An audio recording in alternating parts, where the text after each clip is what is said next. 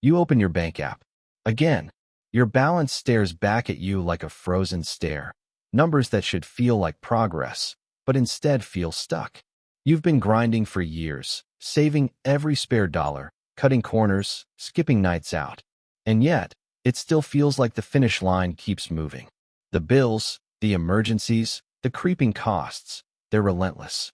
You dream of freedom, of having money that actually works for you instead of the other way around. And somewhere deep down, you know there's a threshold, a point where everything changes, but nobody ever tells you exactly when or how you get there. Here's what nobody tells you about 3 investment milestones that change everything. $100,000, $500,000, $1 million. And what comes next? These aren't just arbitrary numbers. They're thresholds where your relationship with money transforms. $100,000 is where your money starts pulling its own weight. $500,000 is where the game starts to accelerate, giving you freedom to make choices, not just survive. And $1 million? That's where the rules themselves shift, and your mindset moves from chasing dollars to optimizing, preserving, and leveraging wealth. At each stage, your decisions, your psychology, and your possibilities completely evolve. Hey, I'm Brian. I spend way too much time thinking about money, investing, and the little mental shifts that make the biggest difference in your financial life. If you're serious about building wealth, hitting milestones that actually change your life, and avoiding the mistakes that trap most people, this channel is for you. Hit that subscribe button and give this video a like. It actually helps me create more content like this. No fluff, just actionable insights and real-world perspective from someone who's seen these milestones in action. So, let's start with a question. Why do so many people who make 6 figures still feel like they're treading water? Most people would say, well, just make more money. But here's what the data actually shows.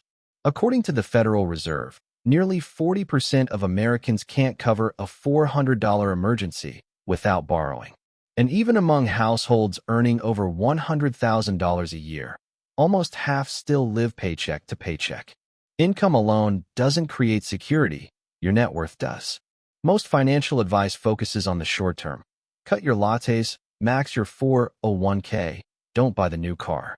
Those tips aren't wrong, but they miss the bigger picture. Building real wealth is about crossing thresholds where your money starts working for you, not the other way around. Behavioral research supports this. Psychologists find that having even a small buffer, around $100,000 in investable assets, dramatically reduces financial stress and improves decision-making. That's the first milestone. Then there's the hidden acceleration effect. The math of compounding means your efforts aren't linear. They grow exponentially once you reach certain balances. That's why $500,000 isn't just 5 times $100,000. At that point, your portfolio generates returns that can cover a significant part of your lifestyle, giving you what I call financial permission. The freedom to make choices based on values, not scarcity. And crossing $1 million? That's almost mystical. Fewer than 15% of American households ever hit that mark. But when they do, everything, risk tolerance, lifestyle options, even mindset, changes. Money isn't just a tool anymore. It becomes a lever. And that's what we're going to break down next. If you're new here and just subscribed, comment your name below. I read every comment and shout out new subscribers in my next video. I do appreciate you joining me on this finance journey. Milestone number 1, $100,000. Charlie Munger once called this stage the hardest barrier to wealth. And he wasn't exaggerating. $100,000 might not feel like life-changing money, but it's the first time your money can actually pull its own weight. Let's break the math down. If you're saving $1,000 a month and investing it at an average annual return of 7%, it takes roughly 7 years to hit $100,000. That's not overnight. That's 7 years of discipline, making sacrifices, and resisting lifestyle creep. But when you cross that threshold, something shifts. Suddenly, that $100,000 isn't just a number. It's generating about $7,000 per year in returns alone. That's more than most people earn from side hustles without working an extra hour.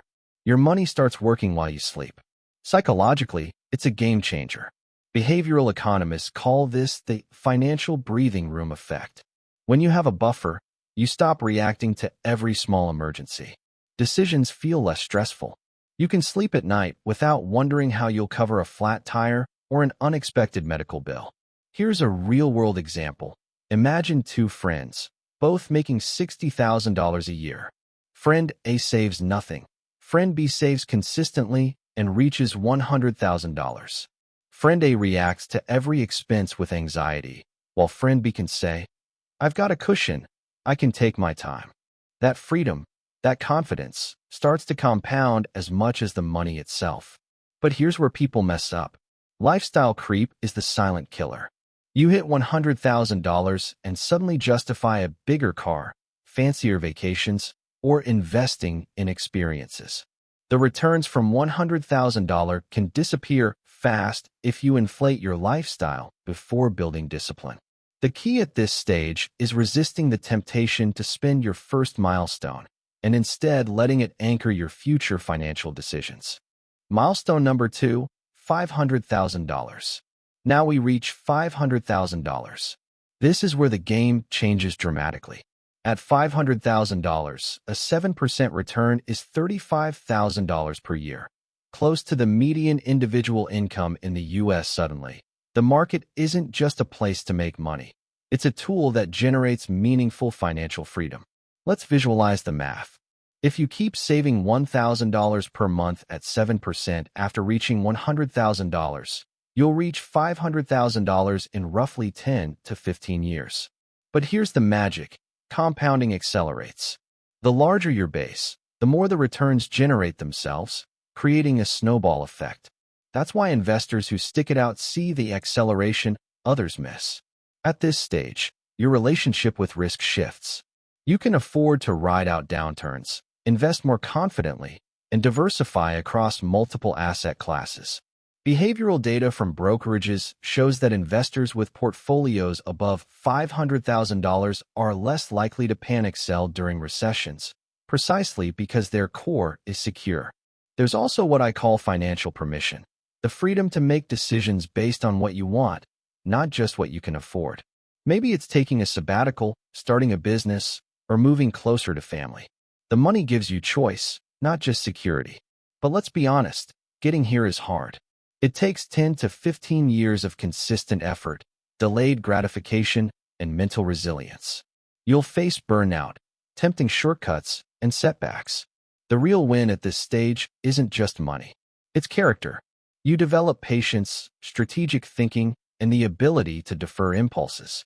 These skills transfer beyond money. They affect career decisions, relationships, and personal growth. Imagine being able to make choices calmly because you've learned to master the discipline required to reach $500,000.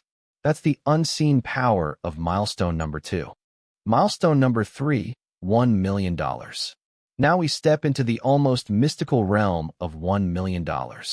Fewer than 15% of American households ever reach this threshold, yet it's more than just a number. It's where everything we've discussed before is amplified. At $1 million, a 7% return generates $70,000 per year. That's more than the median household income in the US suddenly. The choices you make aren't about survival. They're about optimization, preservation, and strategic growth. This is where mindset shifts from accumulation to long-term stewardship. The 4% rule provides a practical framework. You could withdraw $40,000 per year sustainably without touching principal. That opens lifestyle options, partial early retirement, travel, philanthropy, or simply the peace of knowing you're secure no matter what. Research shows that people crossing this milestone report higher satisfaction with life, but only when they maintain perspective. Money still won't solve deeper human problems. It amplifies what's already there. Psychologically, this stage comes with new challenges. Paralysis sets in for some, fear of losing what's been built. Others become reckless, chasing high-risk investments. The key is balance. Use wealth as leverage, but retain humility and discipline. Higher-level concepts emerge: estate planning, tax optimization, legacy building. You're no longer just growing wealth. You're designing how it interacts with your life, your family, and your values. Here's a practical example. A couple reaching $1 million could generate $70,000 per year in passive income. If they live modestly, they could reinvest part, spend part, and even fund a small business or education for their children. The mindset isn't scarcity, it's strategic abundance. And when you step back, you realize the real power of this milestone isn't the $70,000. It's the freedom, the security, and the ability to direct your life intentionally. At this point, wealth also becomes a mirror. Behavioral finance research notes that at 7 figures, happiness correlates more with purpose and autonomy than raw income. You have enough to worry less about money, so you start asking bigger questions. What do I want my life to stand for? What legacy do I leave? How do I preserve this freedom for the long term? Reaching these 3 milestones doesn't make life perfect. It doesn't erase problems, anxiety, or uncertainty, but it fundamentally changes the rules of the game, the scale of your choices, and your relationship with risk. That's what makes crossing $100,000, $500,000, and $1 million so transformative. Now, let me address something important. Hitting these milestones, $100K, $500,000, $1 million, doesn't magically make life perfect. Money solves money problems, but it doesn't solve human problems. Relationships, health, purpose, those still require attention, effort, and intentionality. Wealth is a tool, not a cure-all. You can have 7 figures in the bank and still feel unfulfilled or struggle emotionally while making $60,000 a year. That's why it's critical to separate financial freedom from emotional freedom. At the same time, these milestones do give you options. They change the game because they shift your relationship with scarcity, risk, and choice. They create breathing room, not just in dollars, but in decision-making. And that breathing room is where real growth happens, both financially and personally. So don't fall into the trap of thinking that numbers alone equal happiness. Use money wisely, but remember it's a lever, not the destination. Let me share some practical guidance for wherever you are on this path.